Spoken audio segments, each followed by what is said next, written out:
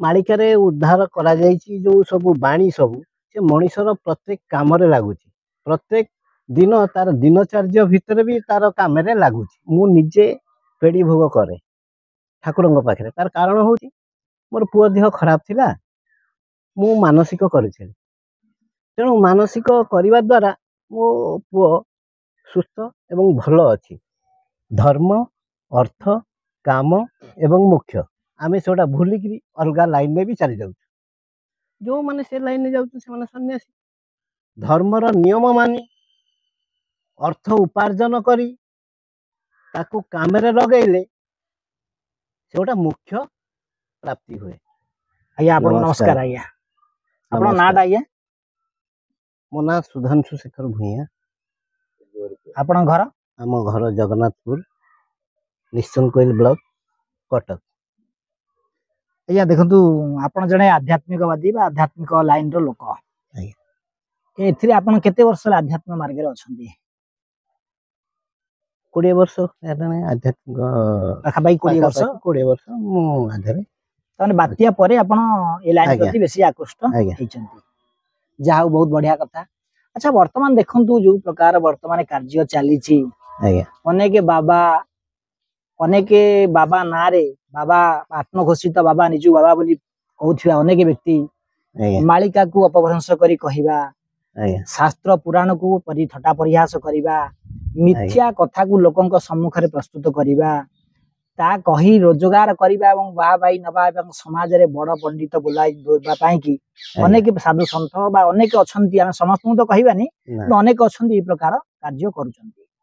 ଆଚ୍ଛା ଦେଖନ୍ତୁ, ମାଳିକା ଯୋଉ ପ୍ରକାର କିଛି ଦିନ ତଳେ ଶୁଣାଗଲା ଯେ ଅଚ୍ୟୁତାନନ୍ଦ ମହାପୁରୁଷ ଏମିତି ଗୋମାଂସ ତୁଳସୀ ପକେଇ ଭକ୍ଷଣ କରୁଥିଲେ, ଏ ପ୍ରକାର ଯୋଉ ପ୍ରକାର ସବୁ କଥା ନୁହେଁ, ତାକୁ ସମାଜରେ ଲୋକମାନଙ୍କ ପାଖରେ ଏକ ଭୁଲ ତଥ୍ୟ ପ୍ରଦାନ କରାଯାଇ ଯୋଉ କାର୍ଯ୍ୟ କରାଯାଉଥିଲା, ବାସ୍ତବିକ ଲୋକମାନେ କଣ ଆଜିକାଲି ମାଳିକାକୁ ଗୋଟେ ବ୍ୟବସାୟ ବା ମାଳିକାକୁ ନେଇକି ଗୋଟିଏ ମାନେ ବ୍ୟବସାୟ ପରିଣତ କରିବାକୁ କରାଯାଉଛି, ନା ବାସ୍ତବିକ ଲୋକଙ୍କୁ ସଚେତନ ବା ଲୋକଙ୍କୁ ଜାଗ୍ରତ କରିବା ପାଇଁ ଏସବୁ କରାଯାଉଛି? କଣ କାରଣ?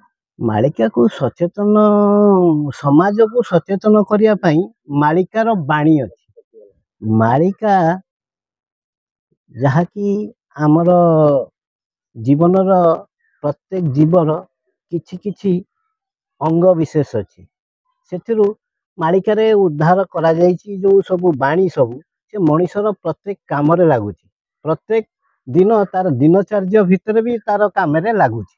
ସବୁ କାମ ଯୋଉ ମାଳିକାର ଯୋଉ ବାଣୀ, ଏମାନେ କେତେ ଲୋକ ନିଜର ମାନେ ବଢିମା ଦେଖେଇ ମାଳିକାକୁ ଆଗ ପଛ କରି ମିଛ ସତ କହି ଏଗୁଡ଼ା ଚ୍ୟାନେଲକୁ ଯେମିତି ସବସ୍କ୍ରାଇବ କରି ଲୋକଙ୍କର କିଛି ପଇସା ରୋଜଗାର କରିବା ପାଇଁ ଏସବୁ ଚଲେଇଛନ୍ତି। ଯେଉଁମାନେ ମାଳିକାର ଠିକ କଥା ଜାଣିଛନ୍ତି ସେମାନେ କେବେ କାହାରିଠାରୁ କିଛି ଗ୍ରହଣ କରିବା ନାହିଁ। ଏମାନେ ଲୋକମାନଙ୍କୁ ଦେଖେଇ କିଛି କିଛି ଲୋକ ଅଛନ୍ତି, ତାଙ୍କଠାରୁ କିଛି ଭଣ୍ଡ ବାବା ମାନେ କିଛି କିଛି ପଇସା ଭଲ ମନ୍ଦ ନେଇକିରି ସମାଜରେ ଆଗକୁ ଯାଉଛନ୍ତି। ଯେଉଁମାନେ ପ୍ରକୃତରେ ଲୋକ ସେମାନେ କେବେ ଏ କଥା କରିବେନି କି ସେ ଚୁପଚାପ ରହିବେ। ମାଳିକାର ନୀତି ଯିଏ ଜାଣିଛି, ଯୋଉ ଜ୍ୟେଷ୍ଠ ପୂର୍ଣ୍ଣମୀ ଦିନ ଯୋଉ ସବୁ ହେଲା, ଆମେ ଯାହା ଜାଣୁ ପିଲାଦିନ ଶୁଣିଛୁ ବାପା ଅଜାଙ୍କ ଠାରୁ, ଯେ ଆମେ ଯୋଉ ଭୋଗ କରୁ ଆମର ଖୋଲା, ଆମର ଯାହା ସାଙ୍ଗରେ ଭୋଗ କରୁ ଭଗବାନଙ୍କ କତିକି ନେଇକି ଯାଉ, ଆମେ ଖୋଲା ନେଇକି ଯାଉ। ପେଡ଼ି ଭୋଗର କିଛି ମାହାତ୍ମ୍ୟ ଅଛି, ମାନେ ସମାଜରେ କିଛି ପେଡ଼ି ଭୋଗର ଠାକୁରଙ୍କ ପାଖରେ ଯୋଉ ଭୋଗ ହୁଏ ତାର କିଛି ମାହାତ୍ମ୍ୟ ଅଛି। ଆଜ୍ଞା, ଯୋଉ ମାଳିକାର ପେଡ଼ି ଭୋଗ କଥା କହୁଛନ୍ତି, ମୁଁ ନିଜେ ପେଡ଼ି ଭୋଗ କରେ ଠାକୁରଙ୍କ ପାଖରେ। ତାର କାରଣ ହଉଛି ମୋର ପୁଅ ଦେହ ଖରାପ ଥିଲା, ମୁଁ ମାନସିକ କରିଥିଲି। ତେଣୁ ମାନସିକ କରିବା ଦ୍ୱାରା ମୋ ପୁଅ ସୁସ୍ଥ ଏବଂ ଭଲ ଅଛି। କାରଣ ପେଡ଼ି ଭୋଗ କାହିଁକି କରାଯାଉଛି ନା ଠାକୁରଙ୍କ ପାଖରେ ପ୍ରଥମେ କୁଆଡ଼େ ପେଡ଼ି ଭୋଗ ଲାଗେ। ପେଡ଼ି ଭୋଗ କିଏ ନା ସେ ଗୋଟେ ମିଆଁ କିଏ ଦିଅନ୍ତି ତାର ଯୋଉ ଠାକୁରଙ୍କ କତିକି, ସେ ତାକୁ ଘୋଡ଼େଇ ଘାଡ଼େଇ ଦିଅନ୍ତି। ଭଲ ଭାବରେ ଆପଣ ଜାଣିଛନ୍ତି ନା କାଗଜ ନାଇଁ ଶୁଣିକି ନାଇଁ କହୁଛନ୍ତି? ମୁଁ ଏଗୁଡ଼ା ସବୁ ଶୁଣିଛି। ମୁଁ ପ୍ରକୃତରେ କିନ୍ତୁ ସେଠି ଆକ୍ଚୁଆଲି ଦେଖନ୍ତୁ ନେମାଳରେ ମୁଁ ଯୋଉ ପଣ୍ଡା ମାନେ ଅଛନ୍ତି ବା ଯୋଉ ପୂଜକ ମାନେ ଅଛନ୍ତି ଆଜ୍ଞା ମୁଁ ତାଙ୍କୁ ପଚାରିଛି ସେମାନେ କହିବା କଥା ଯେ ନାଇଁ ସେମିତି ମୁସଲମାନ ଘରୁ ଭୋଗ ଆସେ ନା, ହଁ ଇଠୁ ମୁସଲମାନଙ୍କ ପାଖକୁ ଯାଏ, ଯାଏ। ଯାଇ ତାଙ୍କ ଘରେ ଦିଆ। ନାଇଁ ନାଇଁ ମୁସଲମାନ ଘରୁ ଭୋଗ ଆସେ ନା, ସେମାନେ କିନ୍ତୁ ତା ବାବଦରେ ପଇସା ଦେଇ ଦିଅନ୍ତି। ହଁ ସେଟା ଏମାନେ ଭୋଗ କରିକି ସେ ପଠାଯାଏ। ଆଚ୍ଛା ପ୍ରତ୍ୟେକ ମୁସଲମାନ କଣ ଆଉ ଛୁଇଁକିରି ଭୋଗ ଆଣିବେ ନା କିଛି କରିବେ? ଇଏ ସେ ତାଙ୍କର ପଇସା ଦେଲେ ଏମାନେ ଭୋଗ କରିକି ପଣ୍ଡାମାନେ ତାଙ୍କ ଘରକୁ ପଠେଇ ଦିଆଯାଏ ପ୍ରତ୍ୟେକ ଜାଗାରେ। ଏଠି ତ ଆମର ପୀର ଥିଲେ, ସେଠି ବି ସେଇଆ। ଓଡ଼ିଆ ଲୋକମାନେ ଯିବେ ଭୋଗ ଦେବେ, ସେ ତାଙ୍କର ପଇସା ଦେଇକି ତାଙ୍କର ଭୋଗ କରିକି ନେବେ। ଏମିତି ସବୁ ବହୁତ ଜାଗାରେ ଅଛି। ଆଉ ଏଗୋଟା ହଉଛି ଠିକ ଯେ କି ମୋ ମାନସିକ ଦ୍ୱାରା ମୁଁ ନିଜେ ମୋର ଅନୁଭବ କରିଛି ଯେ ମାନସିକ ଦ୍ୱାରା ମୁଁ କରିବା ଦ୍ୱାରା ମୁଁ ଫଳ ପାଇଛି, ଉପକାର ପାଇଛନ୍ତି। ଉପକାର ପାଇଛି। ତେଣୁ ମୋ ପୁଅ ବି ଭଲ ଅଛି। ଏବେ ବି ଆମର କରାଯାଉଛି, ପ୍ରତିବର୍ଷ ସେଇ ପେଡ଼ି ଭୋଗ କରାଯାଉଛି। ଯାହା ହଉ ପ୍ରଭୁଙ୍କ ଦୟାରୁ ଆପଣଙ୍କର ପୁତ୍ର ଭଲରେ ଅଛନ୍ତି। ଆଜ୍ଞା ବହୁତ ବହୁତ ମାନେ ଭଲ କଥା। ଆଜ୍ଞା ଆପଣ ବହୁତ ବଢିଆ କଥା କହିଲେ ଯେ ଦେଖ ଭଗବାନ ବିନା ଆମର ଅସ୍ତିତ୍ୱ ନାହିଁ। ନାହିଁ। କିନ୍ତୁ ଗୋଟେ କଥା ମୋର ପ୍ରଶ୍ନ ହଉଛି ଯେ ଦେଖନ୍ତୁ ଏ କିଛି ଦିନ ତଳେ ଅହମ୍ମଦାବାଦରେ ପ୍ଲେନ କ୍ରାଶ ହେଲା, 242 ଜଣରୁ ଜଣେ ବ୍ୟକ୍ତି ବଞ୍ଚିଲା, ଆଉ ସବୁ ମରିଗଲେ। କିନ୍ତୁ ମାଳିକାକୁ ନେଇକି ତା ସହିତ ଯୋଡ଼ି ଦିଆଗଲା। ଆଚ୍ଛା ମାଳିକାରେ ପ୍ଲେନ ତ କ୍ରାଶ ବୋଧେ ଅଚ୍ୟୁତାନନ୍ଦ ମହାପୁରୁଷ ଯେବେଠାରୁ ମାଳିକା ଲେଖିଲେଣି 500 ବର୍ଷ ପାଖାପାଖି ହବ। ତା ଭିତରେ ପ୍ଲେନ ଉଡ଼ାଜାହାଜ ଉଡ଼ିବାର ପାଖାପାଖି 1930 ମସିହାରୁ ପ୍ଲେନ ଉଡ଼ିଲାଣି। କିନ୍ତୁ ତା ଭିତରେ ଅନେକ ଦୁର୍ଘଟଣା ଘଟିଛି, ଅନେକ ଲୋକ ମଧ୍ୟ ମରିଛନ୍ତି। କିନ୍ତୁ ପ୍ଲେନକୁ ନେଇକି ମାଳିକା ସହିତ ଯୋଡ଼ିଯିବା ଯେ ଅହମ୍ମଦାବାଦରେ ପ୍ଲେନ କ୍ରାଶ ହେଇଛି ତାକୁ ନେଇ ଯୋଡ଼ିବା, ଏଇ ପ୍ରକାର ଯୋଉ ମାଳିକାକୁ ଯୋଉ ଖରାପ ରାସ୍ତାରେ ନେଇ ପରିଚାଳିତ କରୁଛନ୍ତି, ଲୋକମାନଙ୍କ ମନ ଭିତରେ ଗୋଟା ନକାରାତ୍ମକ ଗୋଟା ମାନେ କଥା ଉତ୍ପନ୍ନ କରାଯାଉଛି। କାହିଁକି?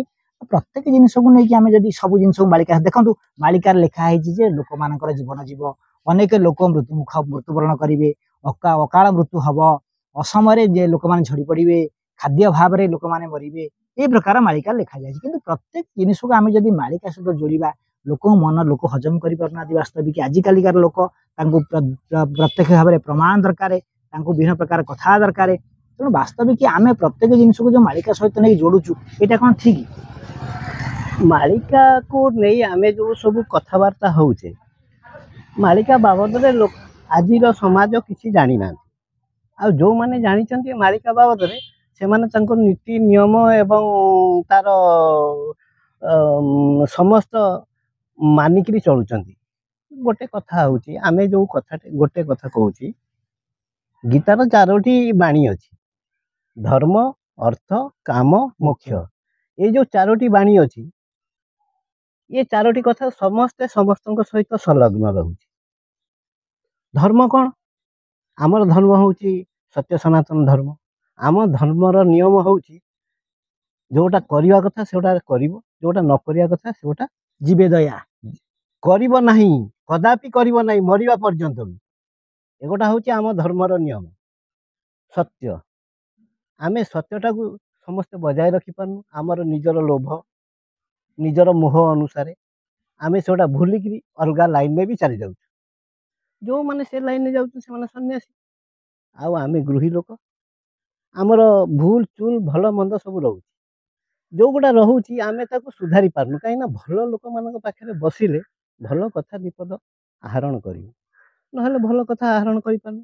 ତେଣୁ ଏଇ କଥାଟା କୌଣସି ଭଲ ଲୋକ କଥାରୁ ଜାଣିଥିବାରୁ ମୁଁ ଆଜି ଚ୍ୟାନେଲ ଆକାରରେ କହୁଛି ଯେ ଧର୍ମ, ଅର୍ଥ, କାମ, ମୋକ୍ଷ। ଧର୍ମ କଣ ନା, ଆମର ଧର୍ମ ହଉଛି, ଧର୍ମ ନଥିଲେ ଅର୍ଥ ବି ଆସିବନି। ଧର୍ମର ନିୟମ ମାନି ଅର୍ଥ ଉପାର୍ଜନ କରି ତାକୁ କାମରେ ଲଗେଇଲେ ସେଟା ମୋକ୍ଷ ପ୍ରାପ୍ତି ହୁଏ। ଆମେ ଗୃହୀ ଲୋକ, ଗୃହୀର ଏଇଆ ନିୟମ ଅଛି। ଆମେ ଯାହା ଶୁଣିଛୁ ଲୋକଙ୍କ ଠାରୁ ଏବଂ ଆମେ ସବୁଯାକ କହିପାରିବୁନୁ। ଏଇ ହିସାବରେ ଆମର ଯୋଉ ଗୀତାର ବାଣୀ, ଏଇ କଥା ଲୋକ କହୁଛନ୍ତି କଣ ନା, ଥୋଡ଼ା ଅର୍ଥ ହେଇଗଲେ ଆମେ ବହୁତ ବଡ଼ ଲୋକ ହେଇଯିବା ଏବଂ ଆମର ସମାଜର ପ୍ରତିଷ୍ଠା ହବା ଏବଂ ଠାକୁରଙ୍କ ସାଙ୍ଗରେ ଆମେ ସ୍ୱତନ୍ତ୍ର ମିଶିଯିବା। କିନ୍ତୁ ବର୍ତ୍ତମାନ ସେ ସବୁ ହେଇପାରିବନି। କାହିଁକି ନା ସେଟା ନିୟମର ବିରୋଧୀ। ଠାକୁର କଣ କହିଛନ୍ତି ଏ କଥାଟା ଠିକ, କିନ୍ତୁ ଆମେ ତାକୁ ଠିକ ସେ ପାଳନ କଲେ ହବ ନା। ଆଚ୍ଛା ଦେଖନ୍ତୁ, ଠିକ ଅଛି, ଆପଣ ଯାହା କହିଲେ ବାସ୍ତବିକ ସତ୍ୟ। ଧର୍ମ, ଅର୍ଥ, କାମ ମୁଖ୍ୟ। ଏଇ ଚାରିଟା ଜିନିଷ ନ ରହିଲେ ମଣିଷ କେବେ ହେଲେ ସତ୍ୟ ଧର୍ମ, କାରଣ ଆମର ସନାତନ ଧର୍ମରେ ବା ଶାସ୍ତ୍ର କୁହାଯାଇଛି ଜୀବେ ଦୟା, ଜୀବଙ୍କ ପ୍ରତି ଦୟା ରହିବା ସନାତନ ଧର୍ମ ଯିଏ ବାସ୍ତବିକ ହେଇଥିବ। ଜୀବ ଦୟା ବାସ୍ତବିକ ପ୍ରତ୍ୟେକ କ୍ଷେତ୍ରରେ, ଆମେ ଗଛଟି ହେଲେ ବି ତାର ଆମର ଜୀବ ଅଛି ତାଠି, ତାକୁ ମଧ୍ୟ ଆମେ ଯଦି ଦେଖିବା ଗଛଟା ଆମର କିଛି କ୍ଷତି କରୁନି, ଆମର ଯଦି କୌଣସି ଅସୁବିଧା ସୃଷ୍ଟି କରୁନି, ତାକୁ ମଧ୍ୟ କାଟିବା ଆମ ପାଇଁ ପାପ। ଆମେ ଦେଖୁଛେ ଗଛ ଉପରେ ଘର ଉପରେ ଗଛଟା ଅଛି, ବା କୌଣସି ପ୍ରକାର ଭୁଲ ରାସ୍ତାରେ ଅଛି, କି କାପରେ ପଡିଯିବ ଗଛଟା, କି ଆମର କ୍ଷତି କରୁଛି ବା କ୍ଷତି କରିବ, ଆମେ ସେ ଗଛଟାକୁ କାଟି ପାରିବା। କିନ୍ତୁ ଯଦି କାହାର କ୍ଷତି କରୁନି, କିଛି ଅସୁବିଧା ସୃଷ୍ଟି କରୁନି, ସେ ଗଛକୁ କାଟିବା ମଧ୍ୟ ଆମ ପାଇଁ ମହାପାପ। ତେଣୁ ଜୀବେ ଦୟା, ବୃକ୍ଷକୁ ମଧ୍ୟ ସେଥିପାଇଁ ପୂଜା କରାଯାଏ। ଆମେ ଦେଖନ୍ତୁ ହିନ୍ଦୁ ସନାତନ ଧର୍ମରେ କେତେ ବୃକ୍ଷ ପୂଜା କରୁଛୁ। ଲିମ୍ବ ଗଛ ପୂଜା କରୁଛୁ, ଆମ୍ବ ଗଛ ପୂଜା କରୁଛୁ, ଶାରଳା ଗଛ ପୂଜା କରୁଛୁ, ବରଗଛ ପୂଜା କରୁଛୁ, ଓସ୍ତ ଗଛ ପୂଜା କରୁଛୁ, ତୁଳସୀ ପୂଜା କରୁଛୁ, ବରୁଣ ପୂଜା କରୁଛୁ, ବେଲ ପୂଜା କରୁଛୁ, ଲିମ୍ବ ପୂଜା କରୁଛୁ, ଅନେକ ଗଛକୁ ଆମେ ପୂଜା କରୁଛୁ। ଆଉ ଭଗବାନ ମଧ୍ୟ ଦାରୁ ବ୍ରହ୍ମ ହଉଛନ୍ତି ସେ ଲିମ୍ବ ଗଛରେ, ଲିମ୍ବ କାଷ୍ଟରେ ଦାରୁ ବ୍ରହ୍ମ। ତେଣୁ ସନାତନ ଧର୍ମରେ ପ୍ରତ୍ୟେକ ଜିନିଷର ମହତ୍ଵ ଅଛି। ଗଛ କତରୁ, ବୃକ୍ଷ କତରୁ, ତରୁ ତୃଣ ଲତା କତରୁ ଆରମ୍ଭ କରି ଦୁବ ଘାସକୁ ମଧ୍ୟ ଆମେ ପୂଜା କରିଥାଉ, ବରକୋଳି ପତ୍ରକୁ ମଧ୍ୟ ଆମେ ନେଇ ପୂଜା କରିଥାଉ। କିନ୍ତୁ ଅଲଗା ଧର୍ମରେ ଏ ଜିନିଷ ନାହିଁ। ବରକୋଳି ଦୁବକୁ ପୂଜା କରାଯାଏ, କୌଣସି ଧର୍ମରେ ଅଛି କି? କୌଣସି ଧର୍ମରେ ନାହିଁ। ତେଣୁ ଆମେ ସନାତନ ଧର୍ମୀ ପ୍ରତ୍ୟେକ, କାହିଁକି ନା ଦୁବ ଏ ମାଟି ଯୋଉ ଅଛି ଧରିତ୍ରୀ, ତାକୁ ବାନ୍ଧିକି ରଖିଛି। ଯଦି ଆମେ ବିଜ୍ଞାନ ହିସାବରେ ଦେଖିବା, ସେ ତ ଭଗବାନଙ୍କ କଥା, ସେ ତାଙ୍କ ଇଏରୁ ହେଇଥିଲେ, ତାଙ୍କର ଚର୍ମରୁ ହେଇଥିଲେ, ସେ ଅଲଗା ପ୍ରକାର ଗୋଟିଏ ବିଷୟବସ୍ତୁ, ତାକୁ ଆଲୋଚନା କରିବା ବହୁତ ସମୟ ଲାଗିବ। କିନ୍ତୁ ଯଦି ଆମେ ଦେଖିବା, ଏ ଦୁବ ଘାସ ଏ ବିଶ୍ୱ ବ୍ରହ୍ମାଣ୍ଡକୁ, ପୃଥିବୀକୁ ଚାରିଆଡେ ବାନ୍ଧିକି ରଖିଛି ମାଟିକି। ତେଣୁ ଖାଇ ଜୀବନ ଯୋଉ ଜାଗାରେ ଖାଇଯାଏ, ସେ ଜାଗାରେ ଦୁବ ଘାସକୁ ଆମେ ଲଗା ଯାଇଥାଏ। ତେଣୁ ଦୁବ ଘାସ ସେଥିପାଇଁ କି ବହୁତ କାରଣ ଅଛି। ଆମେ ପ୍ରତ୍ୟେକ ଜିନିଷକୁ, ବରକୋଳି ଗଛ ମଧ୍ୟ, ପତ୍ର ମଧ୍ୟ ପୂଜା କରାଯାଏ। ତେଣୁ ଦେଖନ୍ତୁ, ଗୋଟେ କଥା ହଉଛି, ବର୍ତ୍ତମାନ ସମୟରେ ଯୋଉ ପ୍ରକାର ଚାଲିଛି, ଦେଖନ୍ତୁ ଗୋଟେ କଥା ହଉଛି, ବାବା ମାନଙ୍କ ମଧ୍ୟରେ ଯୁଦ୍ଧ। କିଏ କହିଲାଣି ମୁଁ ବଡ ବାବା, ସିଏ କହିଲାଣି ମୁଁ ବଡ ବାବା, ସିଏ କହିଲାଣି ମୁଁ ଅମକ କରିଛି, ସିଏ କହିଲାଣି ମୁଁ ଅମକ କରିଛି, ସିଏ କହୁଛି ମୋର ଏତେ ଶିଷ୍ୟ, ଇଏ କହୁଛି ମୋର ଏତେ ଶିଷ୍ୟ। ଏଇ ପ୍ରକାର କଥା, ଯାହାର 5000 ଶିଷ୍ୟ, ସିଏ କହୁଛି ମୁଁ ବଡ ବାବା। ଯିଏ ବିରାଟ ବଡ ଯଜ୍ଞ କଲା, 100 କୁଣ୍ଡ 200 କୁଣ୍ଡିଆ ଯଜ୍ଞ ଗୋଟା କରିଦେଲା, ସିଏ କହିଲା ବଡ ବାବା। ଯିଏ ଖାଇବା ପିଇବାକୁ ଦେଲା, ବର୍ଷରେ 5 ଥର 10 ଥର ଖାଇବା ପିଇବାକୁ ଦେଲା ବାବାଙ୍କୁ ଡାକି, ସିଏ କହୁଛି ବଡ ବାବା। ବର୍ତ୍ତମାନ ଏଇ ପ୍ରକାର ଯୋଉ ଚାଲିଛି, ବର୍ତ୍ତମାନ ଠାକୁରଙ୍କର ନାଁ ବର୍ତ୍ତମାନ ଲୋକ ଭୁଲିଗଲେଣି। ଅଚ୍ୟୁତାନନ୍ଦ ମହାପୁରୁଷଙ୍କ ଯେତିକି ପ୍ରଚାର ହଉଛି, ବର୍ତ୍ତମାନ ଯୋଉମାନେ ସବୁ ଭଣ୍ଡ, ବର୍ତ୍ତମାନ ତାଙ୍କର ପ୍ରଚାର ଚାଲିଛି। କିନ୍ତୁ ସାଧୁ କହିଲେ କଣ? ସାଧୁ ଯେ ମଳୟ ପବନ କାଷ୍ଟକୁ କରେ ଚନ୍ଦନ। କୋଉ ସାଧୁ? ଏଇ ସାଧୁ ଯଦି ତାଙ୍କର ଯଦି ସଂସ୍ପର୍ଶରେ ଆସିବ, ଚନ୍ଦନ ହେଇଯିବ ନିମ କାଠ? କେବେ ହବ ନାହିଁ।